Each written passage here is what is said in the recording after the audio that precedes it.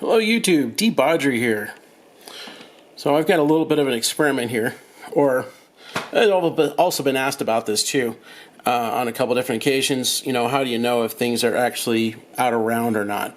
So what I've got is my keyless drill chuck with a carbide ball end end mill in it for flute, and then you know, this is a flat shaft on the, or straight shaft on the drill chuck into a 3/4 inch collet in my ear 32 collet. And then I also have right here a 3/4 inch carbide end mill. So what I'm trying to do here is to make as many things as comparative as possible as far as diameters are concerned. So being that this chuck is only 1/2 inch, I can't put a 3/4 inch end mill in it. And being that this is 3/4 inch, you know, what do you do?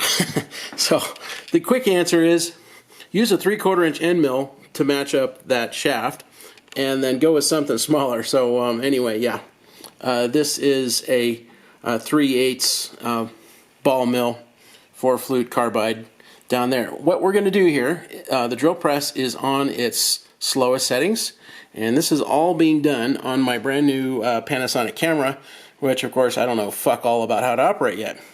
So there's going to be times when I screw this video up, I'm sure, because I've already done this video several times before and not had it work right. Anyway, what we're going to do here is the drill press is on its lowest speed, and we're going to work our way through this stack of stuff all the way up to here, and use my dial indicator to see where lobing exists. So let me set the camera down on its brand new flexible tripod, get down close and zoom in. See if we can't get that dial indicator on there. Yeah, something I need to do for this thing is, it has removable lenses, is find a lens for the thing that will let me get in a lot closer, because one of the problems I have here is putting the camera close enough to get in on things, but I think we're good. Alright, so anyway, dial indicator is set up, and I am pretty much right at the 10-ish. Close, pretty close to the 10 mark. You know, getting that all set up so you kind of get around a number is kind of hard to do. And I am on the shaft of the 4-flute ball mill. Okay, so the vibration part, I don't care about that. That's vibration in the system. What I do care about is the swing of the needle. And it's going up to about 11.5, and it's going down to about 7. So anyway, it looks like there's about 5 thousandths or so worth of movement in there. You know, lobing basically around that position. All right, turn that bad boy off. Now we're gonna go up a little higher here, and now I am on the straight shaft of the drill chuck. Yeah, there we go. That should do it. And I'm close-ish. Oh, there we go. Pulled myself back too far. There we go. So I'm ish around the 5 mark. Right on the 5 mark now. Got lucky. Oh, of course I'm off camera now. There we go. Okay, so now let's see what happens here. Oh wow, way less movement. So I'm seeing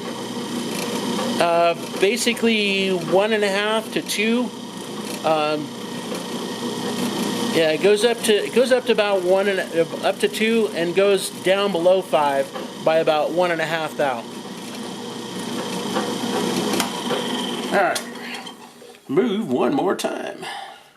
Actually, I'm going to take this out, because the next thing to do is replace this with that that carbide end mill.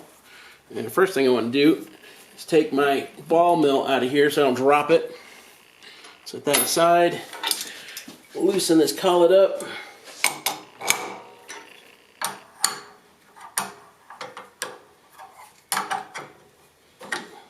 Alright, so with ER32 collets, they kind of have a feature in them, if you will. So the collet nut itself is loose, but nothing's dropping out. It's in there. And it's basically because the collet is wedged up inside its own taper. But you loosen the nut a smidge more, and you know, if I had a mill in there, I would put something soft like a rag underneath it, like you can't see on camera. But yeah, anyway, now if I turn this this nut a little bit more, yeah, the chuck falls right out because the pressure on the collet has been released. All right, so here is, yeah, off camera. So here is my 3/4 inch end mill. Put that up in there,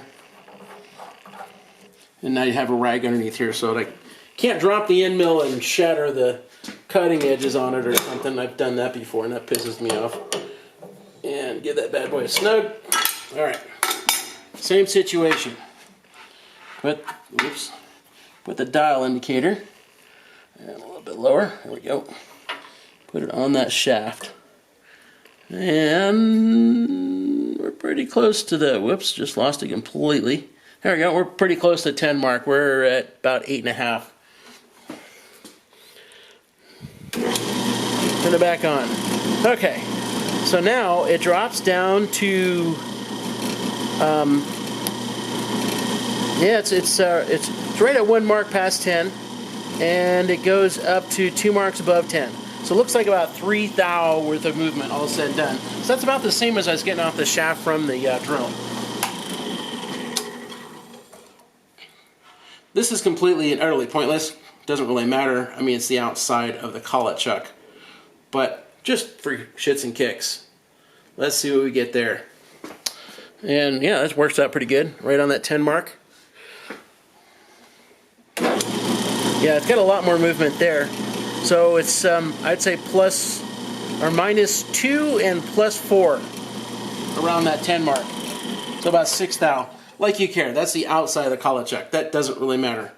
All right, so come up a little higher here. And now I'm going to try to get the taper on the collet. Yeah, there is a little space in here where I can get the plunger in the hole. There we go, I'm on it. All right, so I am pretty much right at the 5 mark, and of course I'm off camera. There we go. Okay, so I'm basically at, yeah, 1.5 thou off from the 5 mark, a little low. See what we get here. So I get some vibration and I get some movement. Oh crap. So let me do that again. Let me move a little bit higher.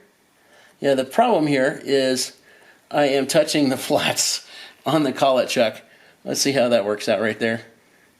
Yeah, that was creating a lot of excess noise because the housing for the little plunger part on the Starrett dial indicator was hitting the flats.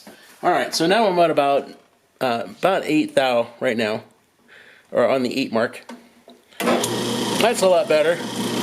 Yeah, so I'm seeing just a little bit of movement.